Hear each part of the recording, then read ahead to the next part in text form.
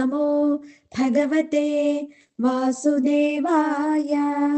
ബുദ്ധിർജ്ഞാനമസമ്മോഹ ക്ഷമാ സത്യം ദമഃ ശമഃ സുഖം ദുഃഖം ഭവോ ഭാവോ ഭയം ചാഭയമേവ ച അഹിംസാ സമതാ തുഷ്ടിസ്തപോ ദാനം യശോ യശഃ ഭവന്തി ഭാവാ ഭൂതാനാം മത്ത ഏവ പൃഥഗ്വിധാഃ. മഹർഷയഃ സപ്ത പൂർവേ ചത്വാരോ മനവസ്തഥാ മദ്ഭാവാ മാനസാ ജാതാ യേഷാം ലോക ഇമാ പ്രജാഃ. ഓം നമോ ഭഗവതേ വാസുദേവായ. എല്ലാ സജ്ജനങ്ങൾക്കും നമസ്കാരം. ഈ ഭൂതിയോഗം എന്ന 10ാം അധ്യായമാണ് നമ്മൾ പഠിച്ചുകൊണ്ടിരിക്കുന്നത്. ആദ്യത്തെ 3 ശ്ലോകം പഠിച്ചു കഴിഞ്ഞു. ഇനി 2-3 ശ്ലോകങ്ങൾ കൂടി പഠിക്കാൻ ശ്രമിക്കാം. 4ാമത്തെ ശ്ലോകം മുതൽക്കാണ് തുടങ്ങുന്നത്. ബുദ്ധിർജ്ഞാനമസമ്മോഹ ക്ഷമാ സത്യം ദമഃ സുഖം ദുഃഖം ഭവോ ഭാവോ ഭയം ചാഭയമേവ ച അഹിംസാ സമതാ തുഷ്ടി. ഇങ്ങനെ കുറേ സംഗതികൾ പറയുകയാണ്. ബുദ്ധി ജ്ഞാനം അസമ്മോഹ. ബുദ്ധി ജ്ഞാനം വ്യാമോഹമില്ലായ്മ, ക്ഷമ സത്യം ദമം ശമം സുഖം ദുഃഖം ഉദ്ഭവം നാശം പേടിയില്ലായ്മ. ഇങ്ങനെ കുറേ ദ്വന്ദ്ങ്ങളെ പറ്റി പറഞ്ഞു. നല്ലതും ചീത്തയൊക്കെ ഉണ്ട്. നല്ല ജ്ഞാനം നല്ലതാണ്, നല്ല ബുദ്ധി വേണം, പിന്നെ വ്യാമോഹമില്ലാതിരിക്കുക, ക്ഷമ സത്യം ദമം ശമം, ഇതൊക്കെ നല്ല നല്ല കാര്യങ്ങളാണ്. ഇതൊക്കെ ഭഗവാനിൽ നിന്നാണ് ഉണ്ടായിട്ടുള്ളത് എന്നാണ് പറയുന്നത്. ബുദ്ധിർജ്ഞാനമസമ്മോഹ ക്ഷമാ സത്യം ദമഃ ശമ സുഖം ദുഃഖം ഭവോ ഭാവോ ഭയം ചാഭയമേവ ച. സുഖം നമുക്കൊക്കെ വേണ്ടതാ. ദുഃഖം അയ്യോ അത് വയ്യേനും. സുഖം ദുഃഖം ഭവ അഭവ. ഭവഃ അഭാവ എന്ന് പറഞ്ഞാൽ ഉദ്ഭവം, ഒന്നിൽ നിന്നുണ്ടായി, പിന്നെ നാശം അഭാവം ഇല്ലാതെയാവുക, ഉണ്ടാവുക ഇല്ലാതാവുക, പേടിയില്ലായ്മ, ഭയം അഭയം, ഇതൊക്കെ ഭഗവാനിൽ നിന്നുണ്ടായതാണ്. ഇനി കുറേ കാര്യങ്ങൾ ഇനിയും പറയുന്നു. ഈ എല്ലാം ഉണ്ടായത് ഭഗവാനിൽ നിന്നാണ് എന്നാണ് ചുരുക്കം. പിന്നെന്താ പറയുന്നത്? അഹിംസ സമതാ തുഷ്ടി തപോദാനം യശോ യശ ഭവന്തി ഭാവാ ഭൂതാനാം മത്തയേവ പൃഥഗ്വിധാ. അഹിംസ നല്ലൊരു ക്വാളിറ്റിയാണ്. ഹിംസ വളരെ മോശമാണ്. സമത നല്ല കാര്യമാണ്, എല്ലാവരും ഈക്വലായിട്ട് കാണുക. തുഷ്ടി സന്തോഷിക്കുക. തപസ് ദാനം യശസ് അയശസ്. അതാ യശസ്സൊക്കെ വേണം, അയശസ് നല്ലതല്ല. ഇങ്ങനെയൊക്കെയാണ് നമ്മളുടെ ഒരു വിശ്വാസം അല്ലേ. ഭവന്തി ഭാവാ ഭൂതാനാം. ഭഗവാൻ പറയുന്നു ഇതെല്ലാം ഭൂതാനാം പൃഥഗ്വിധാ ഭാവ. ഇങ്ങനെ ജീവജാലങ്ങളുടെ വെവ്വേറെയുള്ള ഭാവങ്ങൾ എന്നിൽ നിന്ന് തന്നെ ഉണ്ടാകുന്നതാകുന്നു. അപ്പോൾ നമുക്കൊക്കെ ഒരു വിശ്വാസം ഉണ്ടല്ലേ. ഈശ്വരൻ നല്ലത് നമ്മൾ നിവേദിക്കുക. ഭഗവാനെ പറ്റി നല്ലത് പറയുക, കീർത്തനങ്ങൾ, ഇതൊക്കെ നല്ലത്. ചീത്ത കുറേ നമ്മുടെ സങ്കല്പമുണ്ട്. പക്ഷെ ഭഗവാൻ പറയാണ് ഈ നല്ലതും ചീത്തയും ഇതൊക്കെ എന്നിൽ നിന്ന് തന്നെയാണ് ഉണ്ടായിട്ടുള്ളത്. അപ്പം ഉദാഹരണമായിട്ട് രംഗനാഥ സ്വാമികൾ കുറേ പറയുന്നുണ്ട്. വിഷം എന്നുള്ളൊരു കാര്യം. പാമ്പിൽ ഉള്ളതാണ് വിഷം സർപ്പത്തിന്. അപ്പൊ ഈ വിഷം പാമ്പിന് ദോഷമില്ല. നമ്മളൊരു പാമ്പ് കടിച്ചാൽ നമ്മൾ മരിക്കും, വിഷമുള്ള പാമ്പാണെങ്കിൽ. അപ്പൊ അത് നമുക്ക് വിഷം എന്നുള്ളത്. അത് ഈ വിഷവും ഭഗവാനിൽ നിന്നാണ് ഉണ്ടായത്. അപ്പൊ നാഗത്തിനെ സംബന്ധിച്ചിടത്തോളം, സർപ്പത്തിനെ സംബന്ധിച്ചിടത്തോളം ആ വിഷം മോശമല്ല, നല്ലതാ.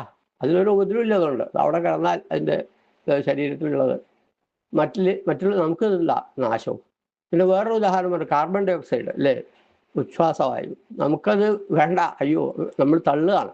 ഓക്സിജനാണ് നമുക്ക് വേണ്ടത്. പക്ഷേ നമ്മൾ ഈ കാർബൺ ഡൈ ഓക്സൈഡ് ആർക്ക് വേണം? ചെടികൾക്ക് വേണം. അപ്പോൾ ചെടികൾ കാർബൺ ഡൈ ഓക്സൈഡ് ഉപയോഗിക്കുന്നു, ഓക്സിജൻ നമുക്ക് തരും. അപ്പം നല്ലത് ചീത്ത അങ്ങനെയൊന്നുമില്ല. കാർബൺ ഡൈ ഓക്സൈഡ് ചീത്ത നമ്മൾ വിചാരിക്കുന്ന ആ സാധനം ചെടികൾക്ക് വളരെ ആവശ്യമാണ്.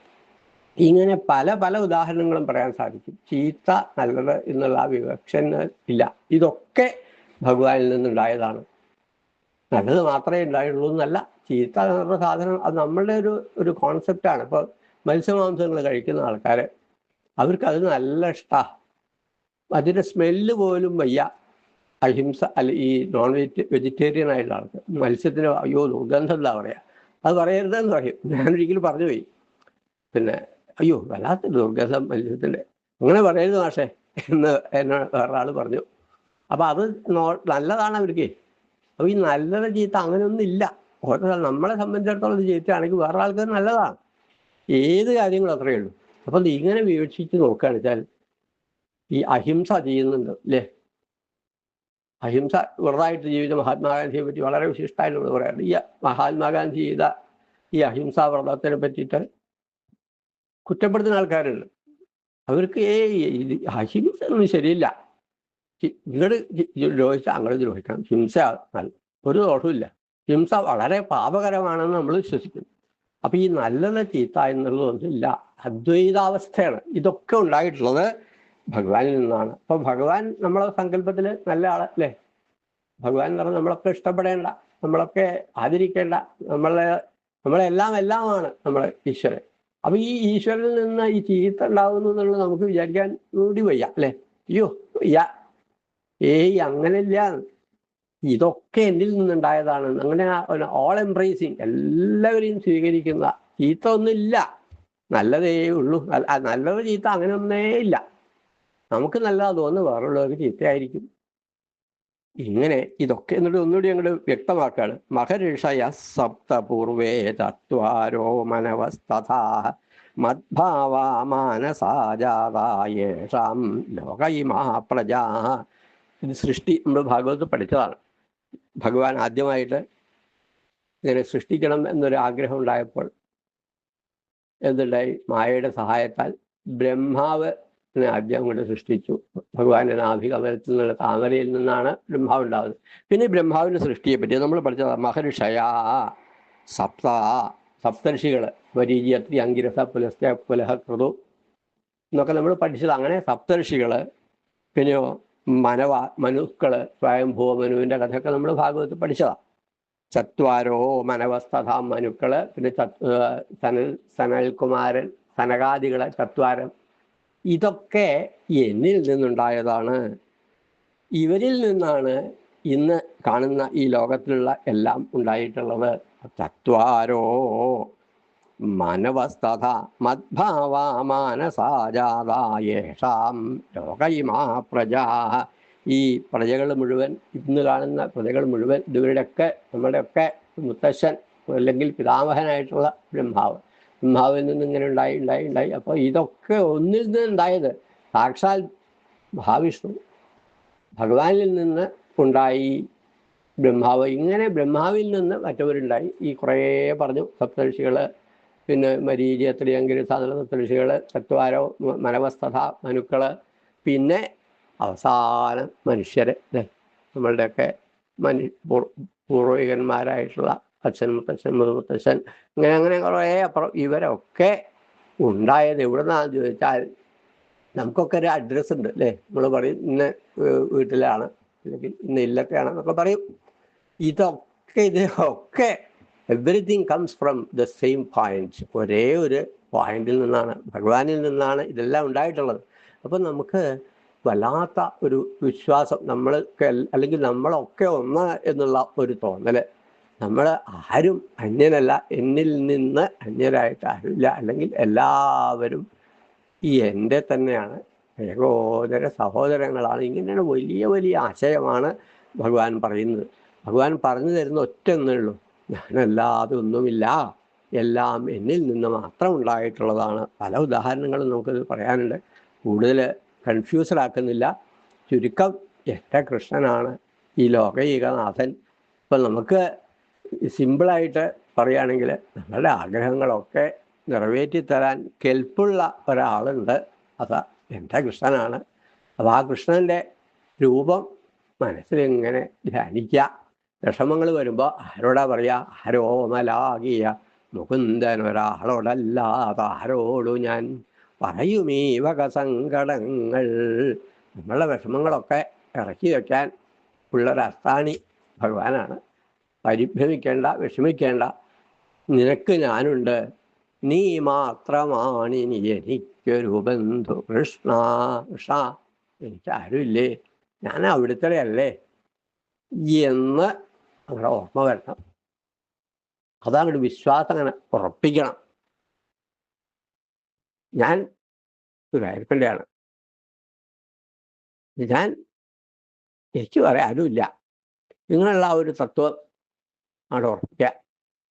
അങ്ങനെയുള്ള ആൾക്കാർ ദുർലഭമുണ്ട്, ഉണ്ടായിരുന്നു, ഇപ്പോഴും ഉണ്ട്. അവർക്ക് ഒരു പേടിയില്ല.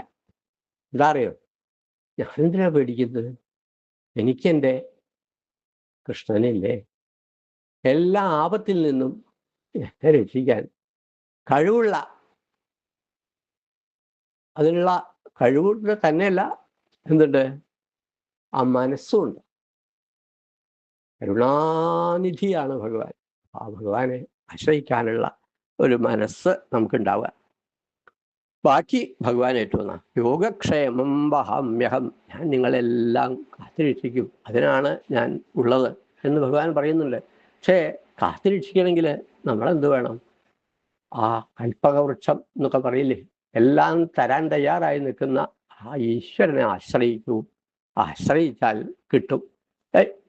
ആശ്രയിക്കാനൊന്നും സാധിക്കില്ല, നിവൃത്തിയില്ല. ഞാൻ പറഞ്ഞില്ല, ഉദാഹരണം തീയ് നല്ലോണം നമുക്ക് എന്ത് ചെയ്ത് നല്ല ചൂട് തരുന്ന സാധനം, എനിക്കതൊന്നും വയ്യ, അവിടെ ഒന്നും പോകാനൊന്നും പറ്റില്ല, ഇവിടെ വരണം. അതെങ്ങനെയാ? തീയിൻ്റെ അടുത്തേക്ക് പോവുക, ചൂട് നമുക്ക് അനുഭവപ്പെടും. ഈശ്വരൻ്റെ അടുത്തേക്ക് അങ്ങോട്ട് ചെല്ലുക, ഈശ്വരനെ എല്ലായിടത്തും നിറഞ്ഞിരിക്കുന്ന ഈശ്വരൻ, ആ തത്വം മനസ്സിലാവാൻ കുറച്ച് വിഷമമുണ്ട്. അപ്പോൾ നമുക്ക് അമ്പലത്തിലോ ഒക്കെ പോയാലേ പറ്റുള്ളൂ. അല്ലാതെ ഇവിടെ ഇരുന്നും നമുക്ക് ഭഗവാനെ സേവിക്കാം. അവനാൻ്റെ ഗൃഹത്തിൽ തന്നെ ഒരു ദേവാലയമാണ്, എന്താണ്, ഹൃദയം ദേവാലയം എന്ന് പറയുന്നുണ്ട്. അപ്പോൾ ആ ഒരു വലിയ വിശാലമായ ആശയങ്ങൾ ക്രമേണ ഓരോരോ ശ്ലോകങ്ങളിൽ കൂടെ ഇങ്ങനെ കൂടുതൽ കൂടുതൽ വ്യക്തമാക്കിക്കൊണ്ടിരിക്കുന്ന ഈ വിഭൂതി യോഗം നമ്മളിതാ സമർപ്പിക്കുന്നു. ശ്രീകൃഷ്ണാർപ്പണമസ്തു.